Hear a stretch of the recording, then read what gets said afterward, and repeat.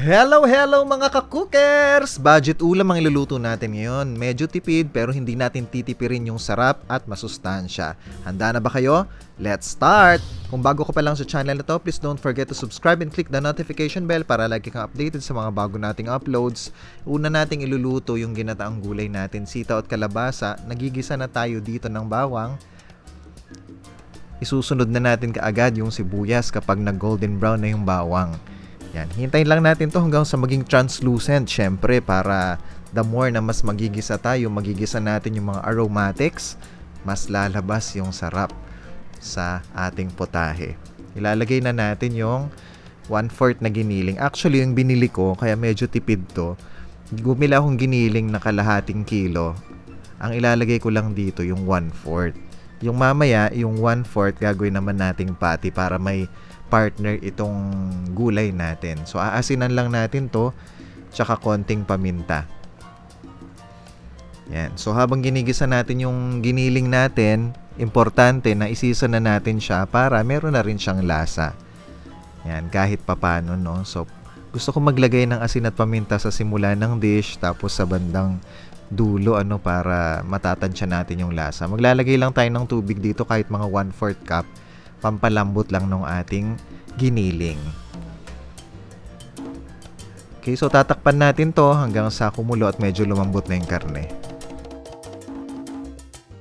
Okay, so kumulo na. Kapag nakita ninyo na medyo malambot na yung karne, ilalagay na yun na ilalagay na natin yung kalabasa. Kasi medyo matagal iluto yung kalabasa kasi mas matigas siya na gulay compared sa isang gulay na ilalagay natin, no? So, wag nating pagsasabayin. Magdadagdag lang kayo ng tubig, katulad nito, kung sa tingin nyo na medyo natutuyo na yung sabaw. Wag naman masyado para hindi masyadong masabaw yung natin, yung dish natin. So, maglalagay tayo ng pampalasa, chicken cubes, or pork cubes kung gusto ninyo, depende sa inyo. Kaya lang mas preferred lang ako na maglagay ng chicken, parang mas gusto ko yung lasa ng chicken. So, hintayin lang natin na maluto ito. So, habang hinintay natin na maluto yung kalabasa, i-dissolve natin yung ating ginataang gulay mix sa 1 cup ng water, no? So, unti-unti hanggang sa matunaw siya ng husto doon sa water. So, sundan nyo na lang instruction sa likod, mga ka-cookers. Meron namang nakasulat kung paano ninyo i-prepare ito, So, kapag kahanda na o kapag na-dissolve na, itatabi lang natin yan dyan. So, balikan natin yung kalabasa. Ayan, medyo kumukulo na to, mga 3-4 minutes. Makita ninyo medyo tuyo na yung sabaw. Ilalagay na natin yung sitaw. Yan. So, yung sitaw na nilagay natin, around siguro to mga 8 to 10 pieces. Isa or dalawang tali siguro to sa inyo kapag binili sa palengke, no? Tapos putulin nyo na lang ng mga small sizes. Yan. So, ilalagay na natin yung gata mix natin. Pwede rin kayo actually gumamit kung ayaw nyo yung mix na katulad nito yung nabibili.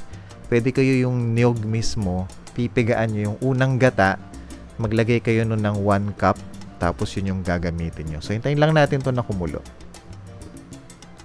Ayan, napakabango. Ang sarap ng amoy. So, yung iba gusto nila ng medyo masabaw, yung iba medyo less yung sabaw. So, depende po sa inyo. So, titikman lang po natin. So, mag-add lang po ako ng konting asin. Konting-konti lang. Kasi may lasa naman na yung gata mix natin. Actually, okay na to. So, nakapagluto na tayo ng isang ulam. Iluluto naman natin yung partner nito. Ayan. So, nakita ninyo yung plating natin. Sakto lang yung pagkakaluto ng gulay natin. Ready na to. Doon naman tayo sa isang dish.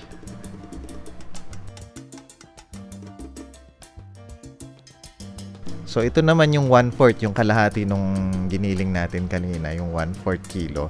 Pagsasama-samahin nyo lang, bawang, sibuyas. Yung iba gusto nila nung powder, onion and garlic powder. Bahala po kayo, pero I prefer the fresh one. Tapos, maglalagay tayo ng egg. Isa lang. Yan, tutulong din yan na pang-bind at saka ng harina. Yan, 1/4 cup. Sundan nyo na lang po yung mga recipe dyan sa screen ninyo. So, hahaluin lang po natin to hanggang sa mag-incorporate lahat ng mga primary ingredients natin. So ito, optional po kung meron kayong stock dyan na baking soda, maglalagay lang po ako ng kaunti, tsaka seasoning granules. So ayaw naman po maglalagay ng mga ganito, nasa sa inyo naman po yan, no? Yung iba ayaw maglagay, so depende na po sa inyo. Pero pampalasa lang, tsaka medyo umalsa siya ng kaunti. Kaya po ako naglalagay niyan, no? And then asin, pampalasa. Konti lang po. Ayan. So haluin lang po natin ito ng maigi, and then kapag okay na, mag-start na po tayo ng pangprito. So sa isang gamit na kawali, magsisimula na po tayo ng magprito. Hiniram kasi ng kapitbahay namin dyan yung kawali ko. Shout out dyan, no, sa kapitbahay namin. Bekaya naman, no. Magpiprito na ako dito. Walang magamit na kawali. Naningil. Hindi, okay lang. Meron daw kasi siyang may papiging dun sa kanilang bahay kaya hiniram yung kawali. So, magpiprito lang tayo mga ka-cookers. Iprito lang. Basic naman to. So, madali lang, 'di ba? Yung natira ninyo, pagsasama-sama niyo lang ingredients, iprito ninyo. Kapag ka nag-golden brown na tulad nito, baliktad ninyo. Alam niyo na 'yan, mga matatanda na kayo. Huwag masyado malakas apoy kasi pag masyadong malakas ang apoy, mabibigla naman yung sunog, masusunog naman yung giniling, mabibigla yung pagkakaluto. So, kapag ganito na, i-strain nyo na para hindi less yung mamantika, ma-drain yung excess na mantika. O, di ba mabilis lang? Kayang-kaya nyo to. O, di may dalawa na tayong ulam. Okay? So, yan, nakapagluto tayo ng ginataang gulay, sitaw at kalabasa, at saka meron pang kasamang patty. Kung ayaw nyo naman yung pork, pwede kayong gumamit ng giniling na chicken. Depende po yan sa inyo. So, sana masubukan po ninyo ito. Kita tayo next time. Kung bago ka pa lang sa channel na to, please don't forget to subscribe. I-click na nyo rin po yung notification bell para magkita tayo sa aming sunod na upload. Maraming salamat po!